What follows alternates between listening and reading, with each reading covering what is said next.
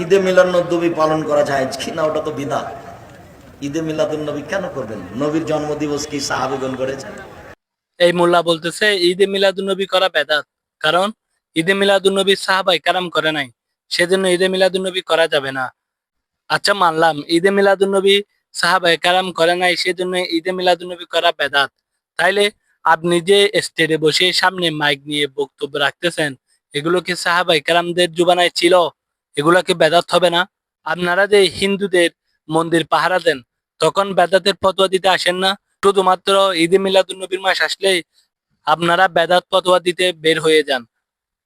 সুন্নিরা এটা করলেও বেদাত, ওইটা করলেও বেদাত, এটা করলেও বেদাত, বেদাত আর বেদাত, সবকিছুতেই আপনারা বেদাতের গন্ধ পান। আসলে ভাদ্র মাসে যেমন কুকুর পাগল হয়ে যায়, ঠিক তেমনি আপনারা রবিউল আউয়াল মাস আসলে পাগল হয়ে যান, সবকিছুতে বেদাতের ফতোয়া লাগান।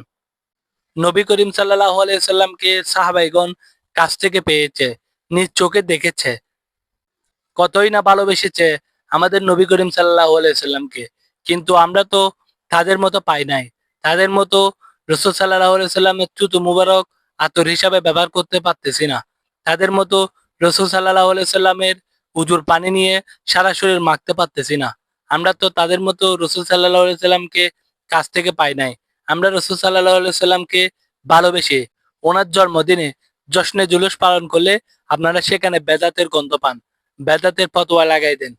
আমরা সুন্নিরা রাসূল সাল্লাল্লাহু আলাইহি সাল্লামকে ভালোবেসে জশ্নে জুলুস পালন করব, ঈদে মিলাদুন্নবী পালন করব।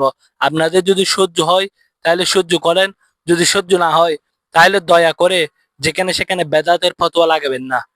ধন্যবাদ।